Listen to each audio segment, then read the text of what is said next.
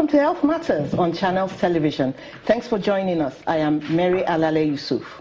For the first time since July 2014, Nigeria witnessed new cases of the wild polio virus in Borno State, northeast Nigeria.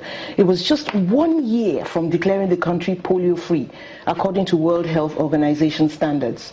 From 2012 to 2014, Nigeria went from being the highest contributor of polio cases among endemic nations to marking about 2 years without a new case of the wild virus until this setback. Globally, the world has made significant progress, reporting 21 cases in 2016, down from 34 last year. My guest today is a lecturer at the Department of Community and Primary Healthcare, University of Lagos. And she is Dr. Doyin Ogunyemi. She is also the PRO of the Association of Public Health Physicians of Nigeria, Lagos State Chapter.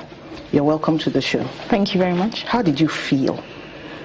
We were so close. We were so close. It really was sad. It was a sad day hearing that news.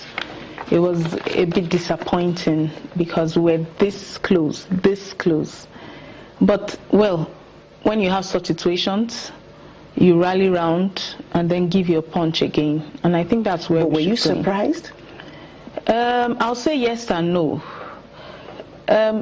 Yes, because I was not surprised because I expected we would scale through, just a year more to go. But I was not surprised because as long as you still have pockets of conflict, as long as you still have insecurity, as long as you still have things like insurgency, then you are still prone to such things. But that makes me think of, places like Mali and Somalia, where there's still conflict, but they don't have polio. So is it just a matter of not having conflict? Okay, so I think that it's not the only reason why. However, our own kind of conflict is mixed a bit with underdevelopment.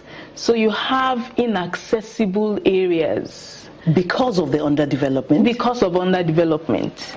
So some places that already had poor access because of poor roads, health infrastructure not being there.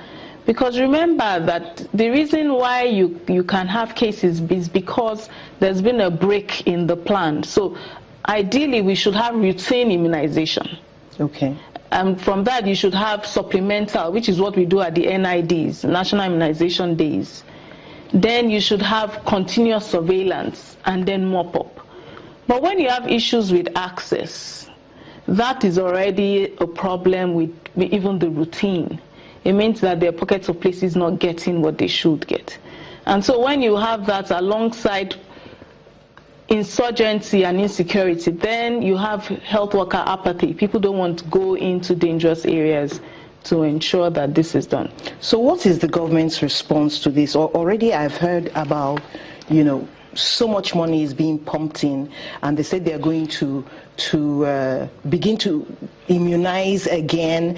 But how does this affect for example, the first case came from, according to reports, a Boko Haram stronghold, walked down to Jere, and the second one was found in Goza.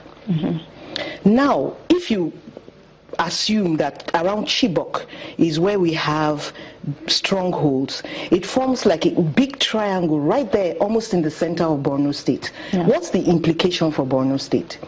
Well, the implication is that, if you see one case of paralysis, estimates tell us that you have 200 other cases.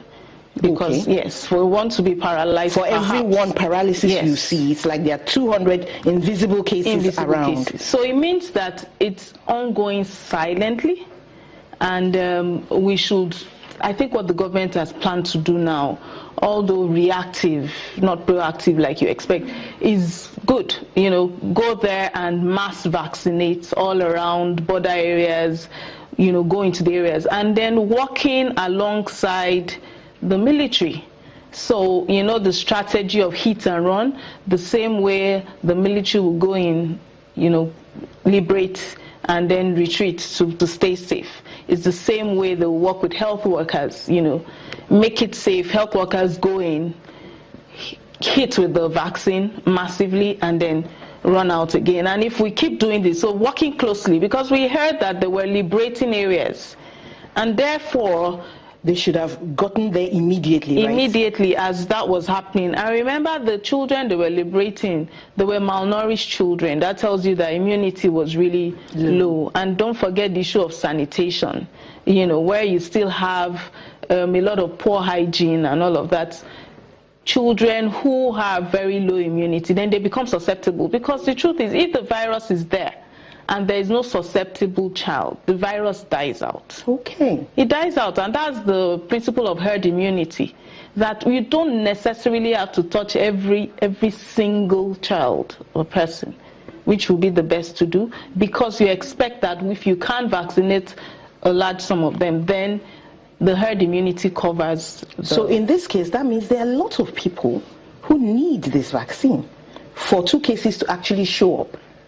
Then there's trouble. Statistics tells us that anytime you have a lot of insecurity going on, you may be missing up to 50% of the people you should be vaccinated. Half of the people. Yeah.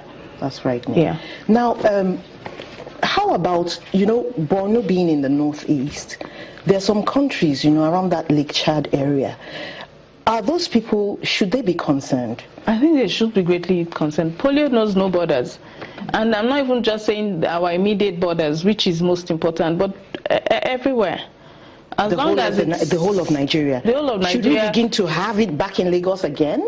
I think we should continue with what we usually will do, which is supplemental vaccination and so on. You know that we are beginning to also switch, because the type 2 has been eradicated for a while now, and therefore that has been removed, and there's been a switch from trivalent to bivalent, where they're giving type 1 and 3, even though 3 has also gone out. It's only 1 we're dealing with now. Yes. Yeah. So, but they are giving that to make sure that the type 2, you don't begin to have a vaccine-derived kind of polio.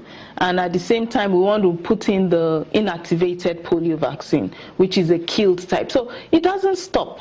There's still so much to keep doing, and that's to say that when it comes to health issues, you can't wait for something to happen to then start to react. It's enormous. But do you think a time will ever come when we won't be needing polio vaccines? The same way we don't need smallpox anymore. So smallpox was eradicated. Eradication means it's not existing in the world anymore.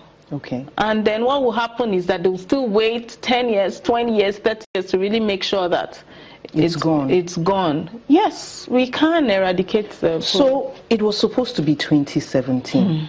When is our next chance? Well, we can do the mathematics. It's clear. It says that after the last case, you're polio-free 3 years after the last case. Delisted after 2 years, and then free after 3 years. 3 years. So hopefully we're looking at 2019. We're looking at 2019. Late 2019. When under active surveillance.